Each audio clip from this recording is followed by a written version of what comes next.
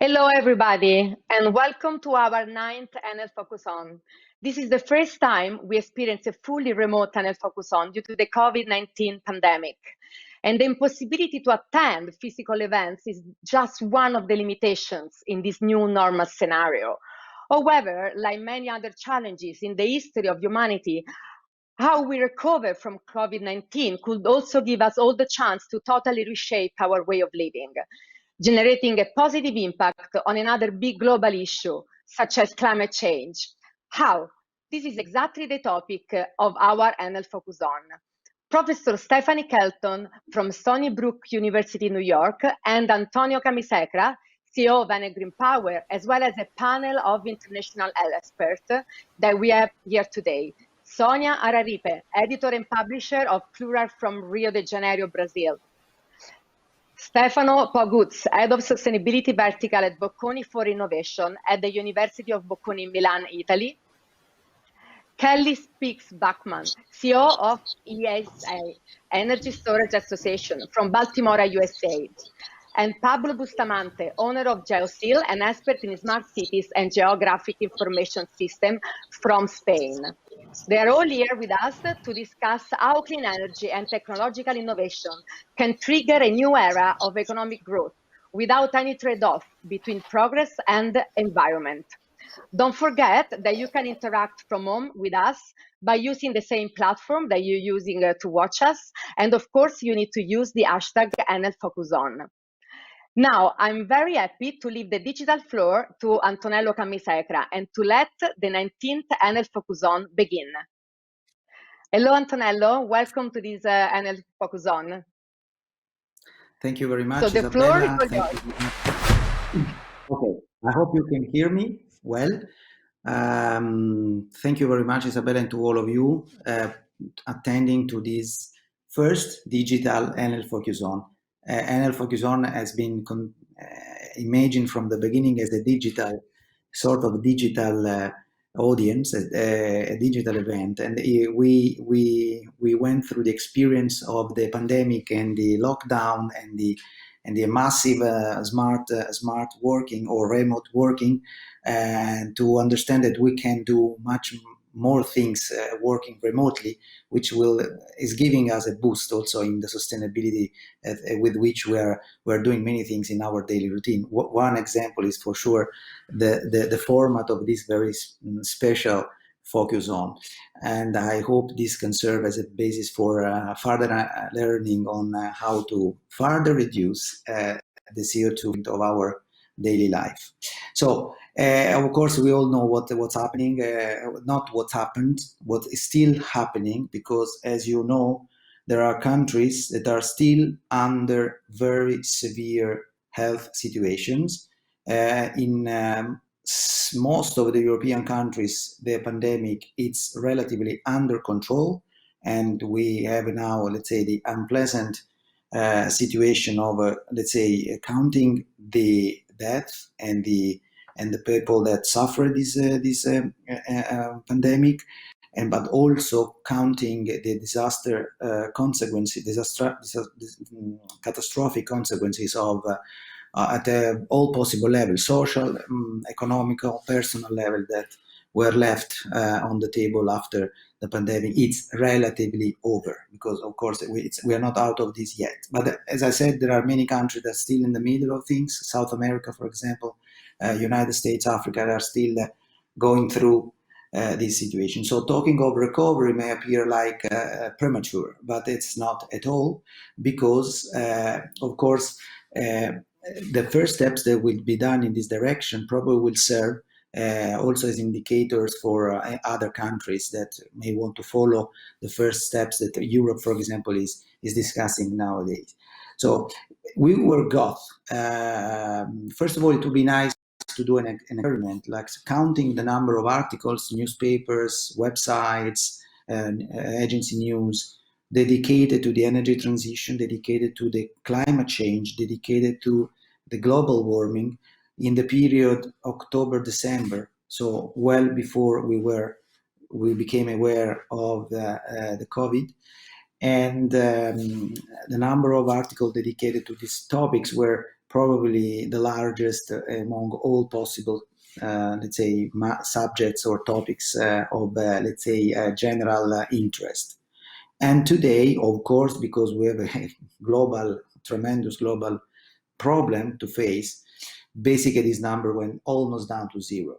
Now that in some countries we are seeing the light at the end of the tunnel, there is let's say a recovery in the interest of the general public, of the audience, about how we're going to fix this big problem and what we want to do also to fix the former problem, the biggest global problem the political agenda was trying to face, that is, as we said, the global warming. So, and indeed, in Europe, there is a discussion ongoing on merging two words, green and recovery. We're talking about green recovery, which means basically try to do whatever is possible to accelerate on the recovery, on the economic recovery, but also to do it in the right way. So let's not forget, before the pandemic, we all agreed, and when I say we all, I mean the general audience, the general public, so at all possible levels,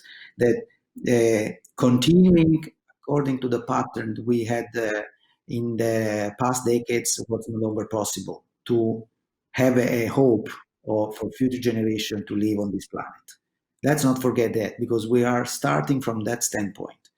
And then we were in the middle of these big things. We're still in the middle of these big things with deaths, of course, with the first priority is health, but also with the big consequence of being lost jobs, endangered people, endangered economies, heavy social consequences, and so far and so on. And with the urgent need of finding something in which to try to deploy the massive level of capital, public capitals, public spending that may be thrown into the economies to try to recover from just few months of complete shutdown at the global level. So it's like probably it's the biggest economical downturn after the Second World War, and for sure is the biggest experimented in peacetime. After a war, you have to rebuild many things: roads, bridges, houses, offices.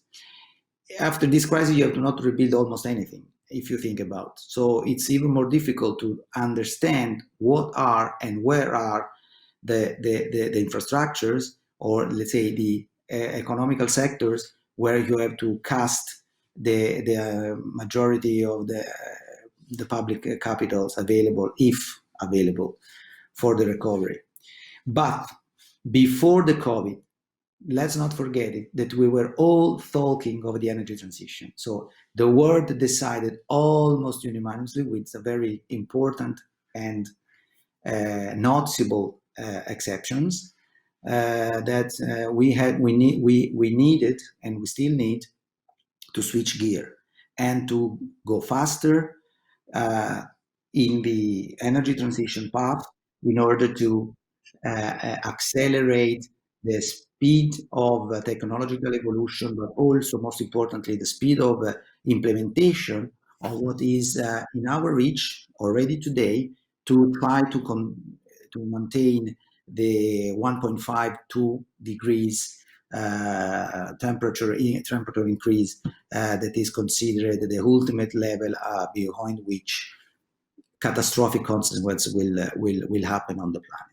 So why I say that? Because there are very few, in my opinion, economical sectors like energy, and in particular renewables, that can represent an environment that can combine both things: the urgent need for economical recovery, but also the urgent need to change completely the, let's say, the level of sustainability of the modern economies, which decided already before the COVID to definitely switch gear and try to decarbonize to the maximum extent that is doable and possible in very little time. So I think the combination of these two concepts is clear, because let's remember one thing.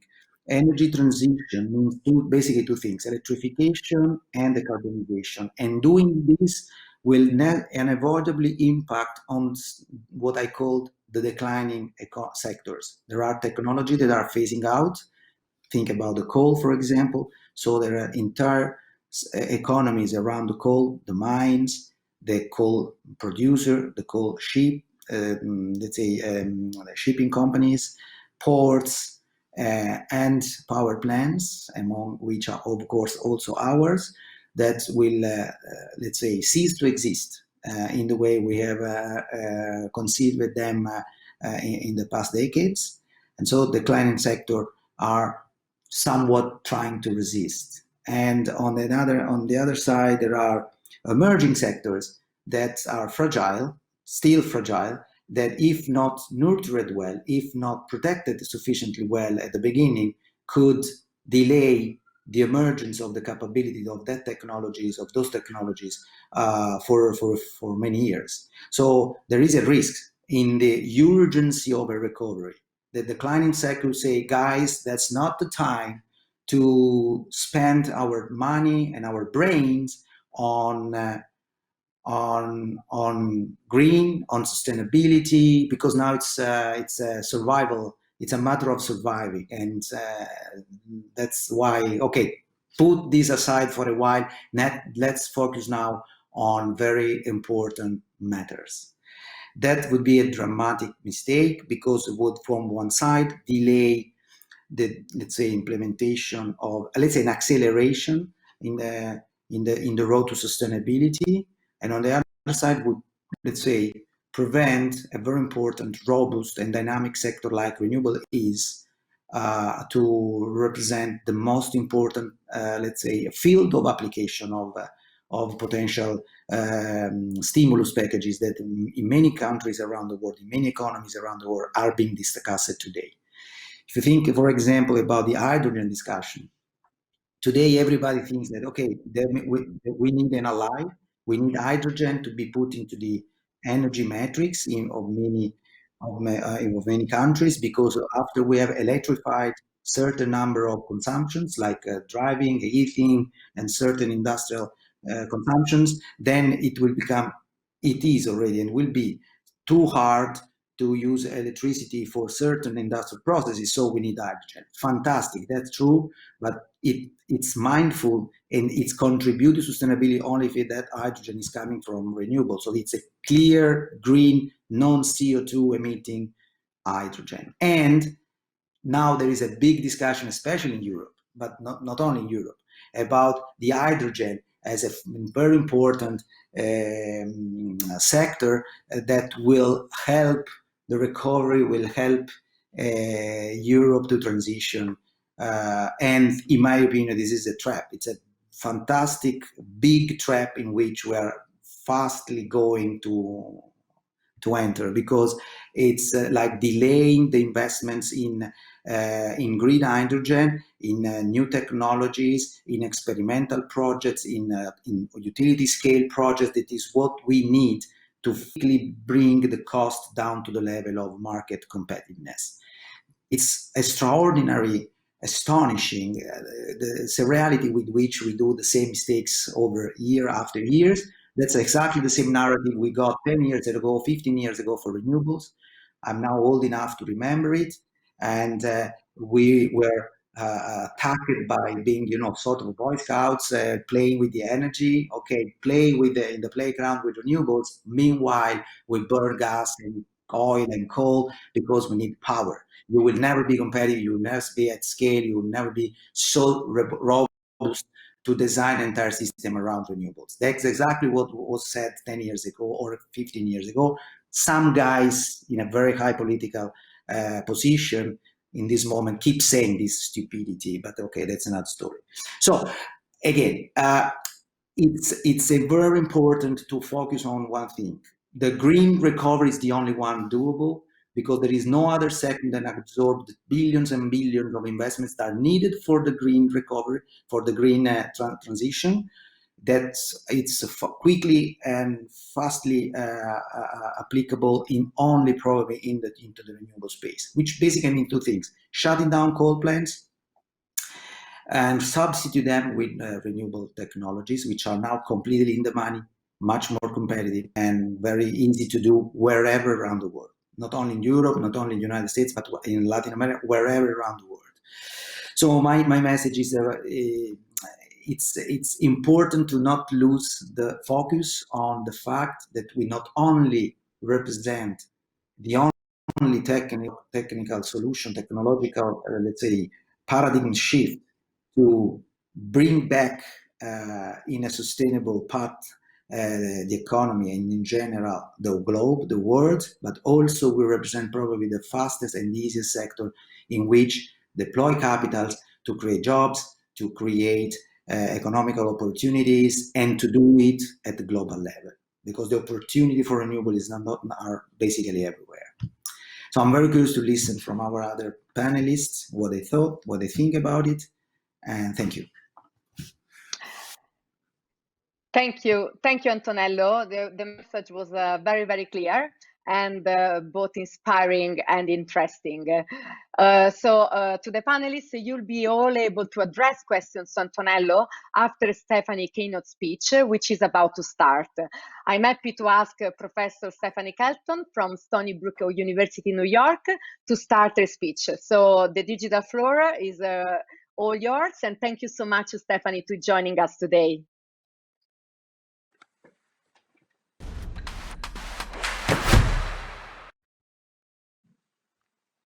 Thank you very much. It's a pleasure to be with you. I'm going to actually start my remarks with a sporting metaphor.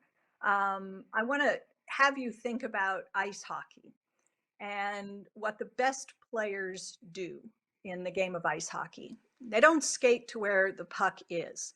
They skate to where the puck is moving. And I believe that Enel has done exactly that.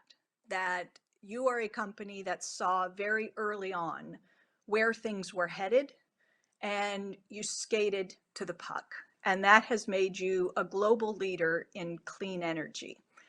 I think that you understand probably as well as anyone in the industry that this crisis gives us an opportunity.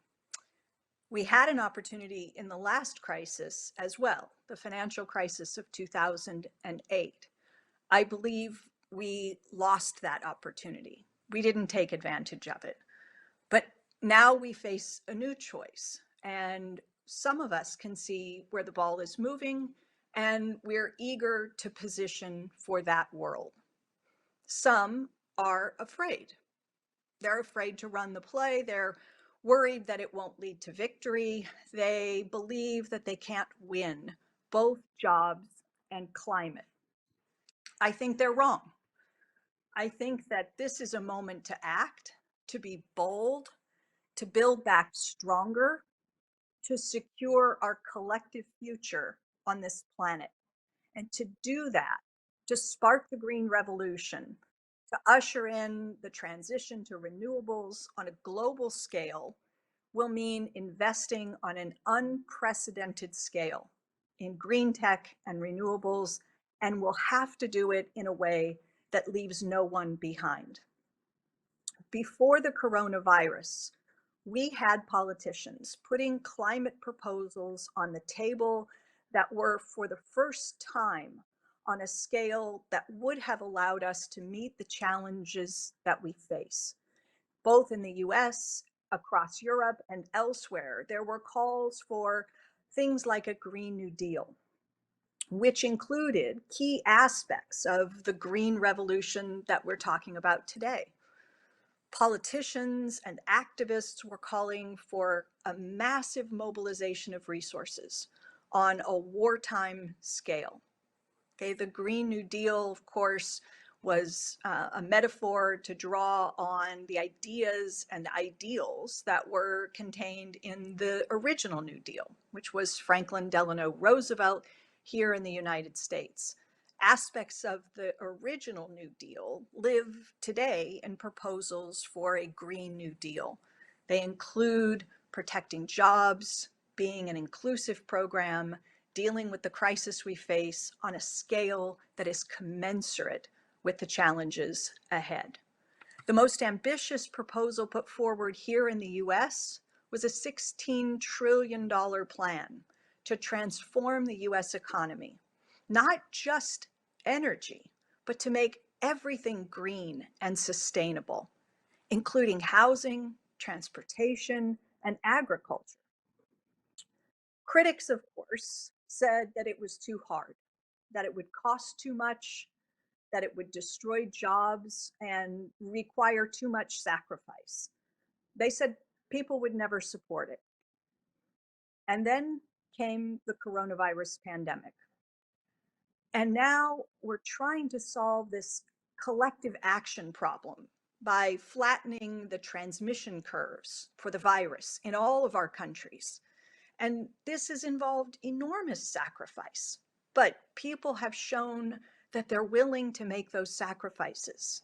It has cost jobs, but many governments have shown that they can protect jobs even as they fight COVID-19. So we are spending trillions of dollars. We are sacrificing, and we are managing job losses and doing it well in some parts of the world. We don't know how long this will go on. Until there's a widely available vaccine or effective therapeutics, we're going to be living with COVID-19. Some experts say not only might we see a second wave, but we could see a third, and who knows how many beyond that. It could travel around the world once, twice, and even a third time. There will be hot spots in some parts of the world and containment in others. And where there is containment, the recovery phase of the stimulus can get underway. Many countries are ready now. Others are still fighting to bring the virus under control. And just as we must fight COVID together, we must take on climate together. In the same way that it will do little good if a single country eliminates the coronavirus within its borders, it will do little good if one country achieves net zero carbon. COVID and climate are both examples of a collective action problem. They can only be resolved through collective and coordinated efforts on a global scale. We have to listen to the scientists on coronavirus and on climate and unite behind the science and then take real action. I want to say something about the role that wealthier countries have to play. I believe wealthy countries have a responsibility to devote real resources to fighting climate change, to financing climate endeavors in poorer countries that are on the front lines, but that didn't cause the crisis. The US and other advanced industrialized countries have been polluting at high levels for at least a century. And these nations have a responsibility to help spark investments in poorer countries so that those countries can bypass dirty energy and get straight to renewables. Wealthy countries have a responsibility to help developing nations so that they can leave their forests intact, their coal in the mines, and their oil in the ground. For nations that rely heavily on oil reserves to support their economies or coal, the international community will need to develop strategies to assist and support these countries through the transition. One way to do that is for the US and other wealthy nations to devote significant resources to the UN Climate Fund. At the end of the day, there's no escaping it. This transformation is going to require an enormous commitment of financial resources from the public sphere. Now that we've spent trillions to fight COVID, there will be people telling us that there's no money left to save the planet. That is simply not true for many of the world's biggest polluters. So where do we go next? If you're going to rebuild everything, why not build a fair economy at the same time? So many of the problems that we face are linked together. It isn't just a climate crisis. There's an inequality crisis. There's a racism crisis in many countries around the world. There is a crisis of poverty, and on and on. Public investments in green tech can be the gift that keeps on giving, not to just our general welfare, but to the private sector as well. We have to get beyond this idea that we have that the public and the private must live in tension with one another. We have to look at this differently than we did in the past. Governments are going to need to play a leading role. And the good news is that COVID has strengthened our faith in public institutions. People see government as a force for good, as part of the solution, and in most countries, as competent guardians of the public welfare. Faith and trust in public institutions is vital as we embark on the green revolution. And companies like Enel are going to have lots of opportunities and so much potential to scale up if we can get global leaders to rally around a coordinated global effort to save the planet. Thank you so much. Thank you, Stephanie. That was a fascinating talk.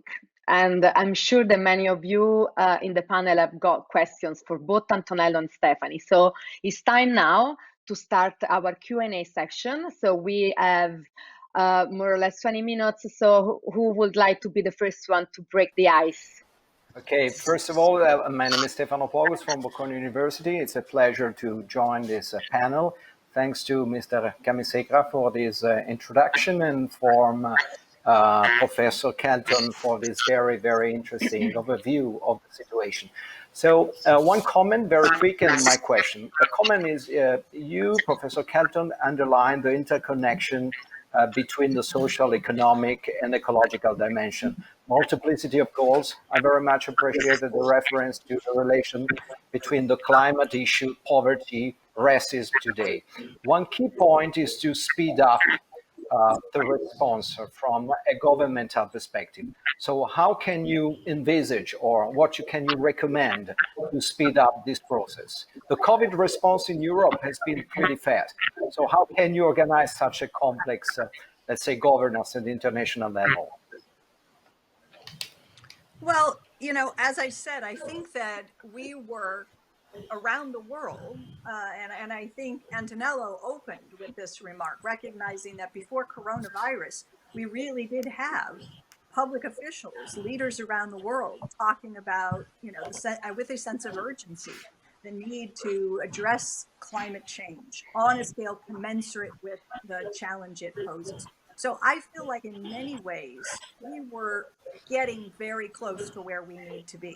So now we have this new dimension, right, where we're struggling to figure out which countries are prepared to begin to move to a recovery phase within their domestic economies and which are not quite there and are still managing. We have a blueprint in place here in the United States, and I know that similar things exist in the UK and in other European countries.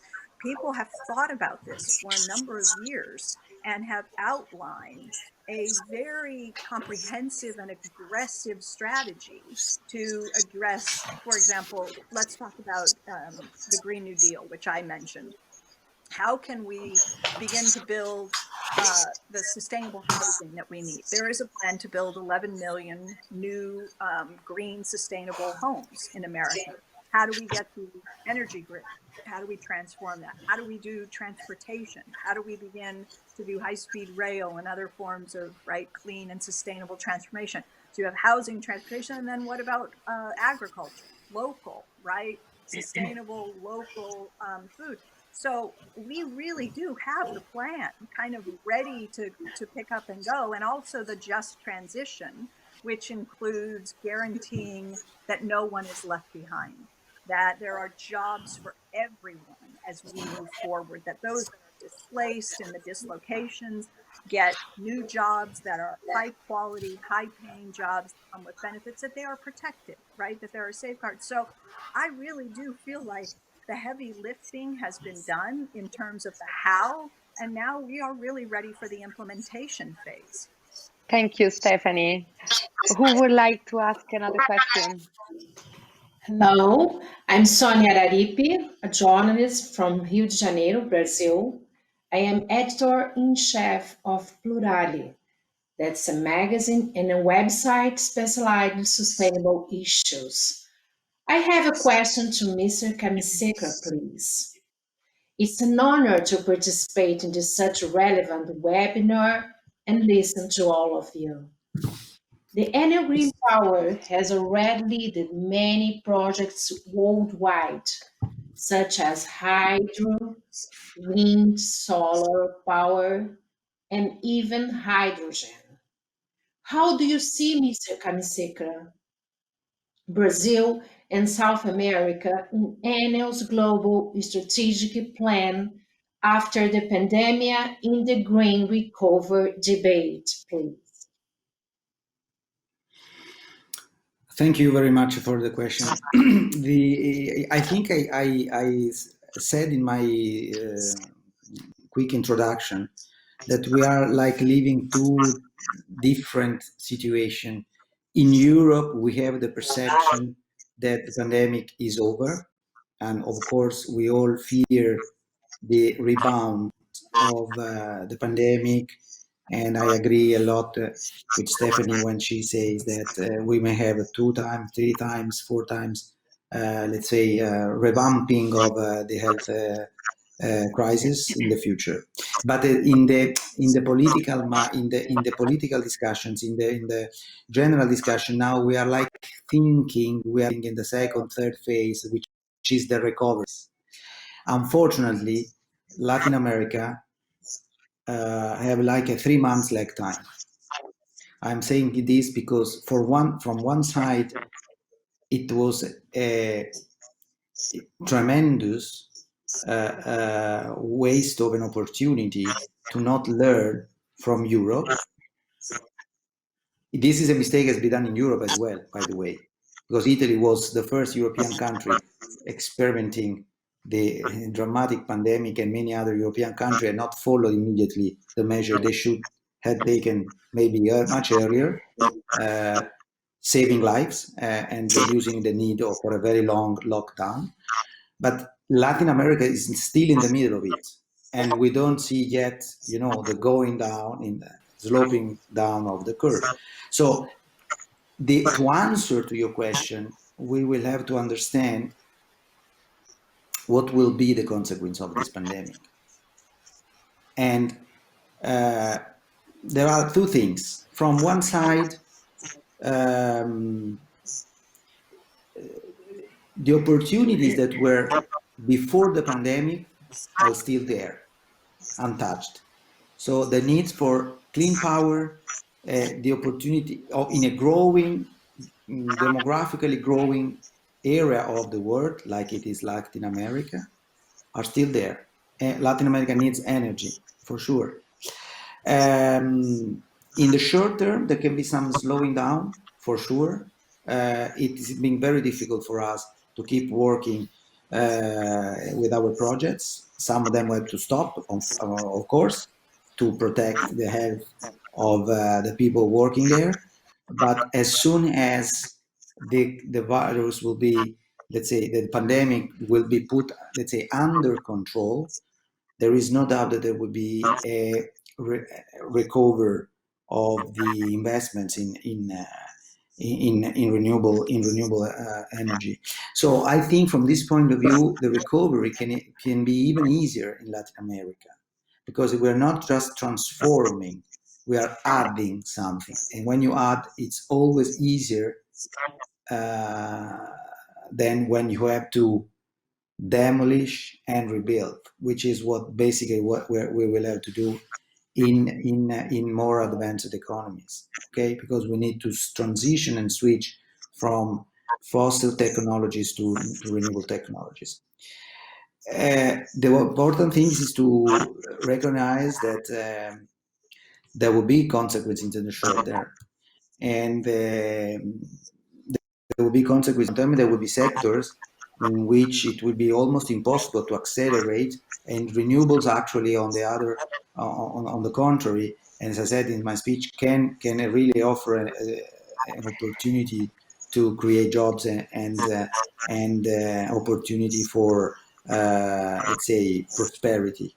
So from this point of view, the fundamentals that were positive in Latin America, I think will help Latin America to transition very quickly. I think what will be important is to follow what is happening in the area of the world that are ahead of the curve and try to learn from the mistakes we will inevitably do in Europe, for example, to try not to do the same mistake twice. Thank you. Thank you, Antonello. I actually have a question too, if I may. I would like to ask to Kelly Speaks-Bachman, CEO of the Energy Storage Association, how fundamental is the role that energy storage plays in enabling a more resilient grid, and what should governments do to promote their deployment? Kelly. Well, thank you so much for the question. This has been a fascinating discussion and set of questions and answers. I think there's quite a bit that we from the US can learn from the transition from restricting damage into recovery that you there in Europe have been working on.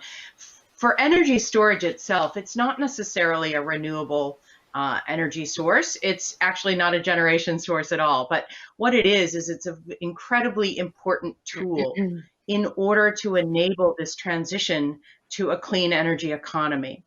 And so what we see in energy storage across all technologies, including, even pumped hydro and batteries and thermal storage and mechanical storage, what we see is governments beginning to wake up at our local regions, local levels, regional levels, and at the federal level, beginning to understand that we are undergoing a transition to a clean and green energy system.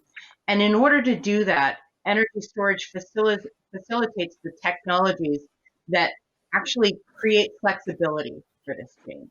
So as we move from a baseload coal technology where it just runs straight through all the time with natural gas that follows that peak, we don't necessarily need that if we can control when and where and how to dispatch zero carbon technologies. And so that's been very encouraging, actually, in the United States. Is regardless of where you stand politically on renewables, they're happening, and energy storage can be there to help transition in a very reliable and resilient way. Things that governments can do more of the recognition of energy storage as a different type of technology. Utilities, for example, are beginning to look at their long-term planning and say, hey, since we don't normally include energy storage in our long-term planning, what do we need to do that? And is that on our transmission side? Is it on the distribution side? Is it on the generation side? And so these kind of questions and answers are coming through. Another way that governments can get involved is, number one, to update regulations to allow energy storage, to be able to create value for the grid and to be able to be paid for that value that it's providing to the grid.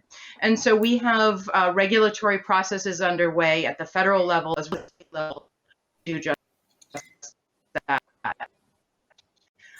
In legislation, the opportunity that was there for renewables to really take off, there was in the United a little bit of that through incentives and financing. And so to continue that for energy storage 10 years later, I think 10 plus years later, I think is a very important step as we work through regulatory process. Legislative incentives and targets and long-term plans can serve as a bridge as we work through the regulatory processes. Thank you so much. So, absolutely. Are there any other questions? the action against climate change. For example, the idea of reconceiving and redesigning cities and the urban area can be a tool also to address a pandemic. So, for example, the buffer we can create in cities, new urbanization related to green areas or green space. So do you think that the action against climate change can help and this redesign of the social and economic dimension can be helpful also for facing maybe in the future, new pandemic? I think this is the main point. Very good. Thank you. you. I was able to I could hear you clearly. Yes, and I think there again, we started off by talking about the ways in which there are opportunities in this moment. And, you know, the coronavirus has exposed so many vulnerabilities in our supply chains, right? In the way we live, in the way we get around our cities, in the way we produce food, where and how we produce food. So I think that we're already beginning to see people rethinking, right? Living in big cities, how we commute. Do we need to be at work 5 days a week in an office place, or can many of us, in fact, spend less time on the road, commuting back and forth to work, sitting in the office place? How much can be done from home? Where can we live? That opens up new possibilities for where people can live, how they can live. Food production, obviously, another one. I think there is going to be a trend toward more local. More local is going to take place, and that is going to have challenges and opportunities with respect to designing new forms of housing, transportation, and everything else. So yes, I think the answer to the question is resounding yes, that there are real opportunities in our fight against COVID to shore up, strengthen some of these other vulnerabilities in our society and in our economy that will make us more resilient to future pandemics, because this, I feel safe in saying, is not the last time that we're likely to face something of this nature. Thank you so much. I believe that there must be questions coming from, from the streaming, from the people who is watching from home. So is Alessandro Lomonaco. Okay, he's asking, to which extent does the clean tech industry play a key role in this time of change? And how should business leaders adapt their business model accordingly? So I believe that both Stephanie and Antonello might want to answer that. From one side, if I may give my perspective, from one side, it's like we said at the beginning, the most important topic before the pandemic was the climate change. So it would be quite strange if, in a situation of urgent need for investments and in the effort to, let's say, ignite the economic recovery, we would forget from where we were coming from. So I think it's a natural answer to the question. The second is, how can business leaders? We have a tremendous opportunity here. We don't need to build highways. We don't need to build airports. We need to change the energy metrics in most of the countries around the world.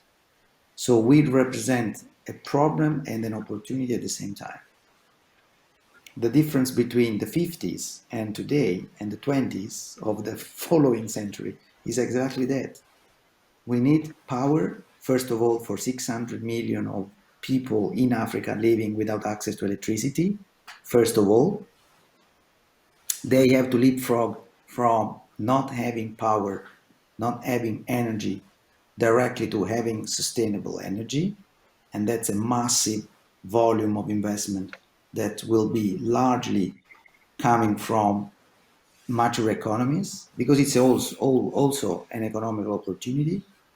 We need to transform quickly the energy metrics of the United States and Europe, because both those, let's say, economical agglomerates decided, Europe with a more clear political leadership, but the United States with more clear market signals, they don't want to do that. So I don't see anything other than that. I mean, honestly, I don't see any other industrial sector that could be more effective in the recovery like the one in which we work in. Thank you, Antonello. Stephanie, do you want to add a comment on this?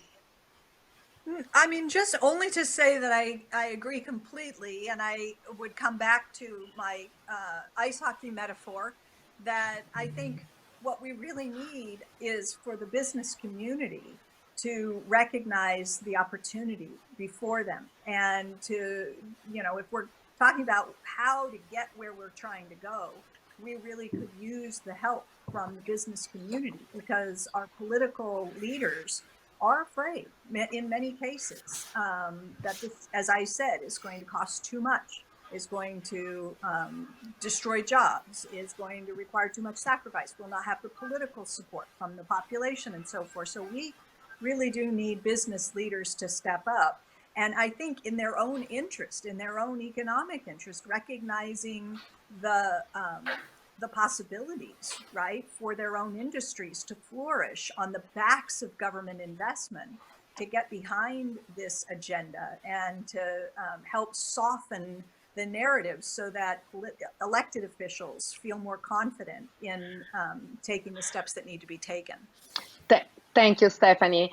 And we are almost at the end of our event, but we have a lot of questions coming from online. And there is another one from Twitter that I believe will be quite interesting to read. Matteo Nardi is asking, what should consumers do to push big companies to embrace the green revolution? And I think this is a topic that Mr. Kamisekera would love to answer and to comment. Very simple, just to do what the consumer does every day, buy only sustainable products. So I think I like to they say should that do it every day. They should, yeah, but they will more and more, and they will, and for sure. So we have a tremendous power in our hands. We have basically two powers. I like to say one is to vote and one is to buy. We vote typically once each 4 years, and we typically buy basically every day. And when we make our, let's say, consumer choices, we can express a preference towards sustainable brands, towards sustainable products, more sustainable products rather than sustainable brands, because we'll be factual. So let's just not rely on the power of brands. Let's rely on the quality of the product we're buying. So we can buy more and more products which have a clear indicated sustainability content. So with which kind of electricity has been used to do it, which kind of raw materials, etc., etc. That's a very important power that the American brands, for example, have understood better than others, and that's why they are moving so with decision, with passion, I would say, towards that direction. And if we become more aware of this power, it's a one-way direction. Brands cannot come back in the moment, maybe for economical reason or for any other reason. They want to go back in a different kind of approach to sustainability. So it's not an important role. It's the most important role that we have in the economy, the power of the consumer. The superpower. Thank you, Antonello. So it's time to end. And first of all, I would like to say thank you to our amazing speakers, so Antonello and Stephanie, for their insightful contribution to the discussion. Clearly, we need a green recovery, not only to restart our economies, but to deeply enter a new era where progress for everyone is real, no? And it doesn't mean more pollution, increasing in average temperatures, and of course, an unequal share of social and economic costs. So a new prosperity model is possible. Cleantech is the main tool for making this happen. I would like to quote a dear friend of mine who used to say, never waste a good crisis. And I think that this is exactly the moment when we cannot afford to waste the opportunity to convert this crisis into something positive. So thank again Antonello and Stephanie, and thank you all for attending this Enel Focus On. So thank you so much, and see you very soon. Thank you. Thank you, everyone. Bye. Thank you. Thank you very Bye. much.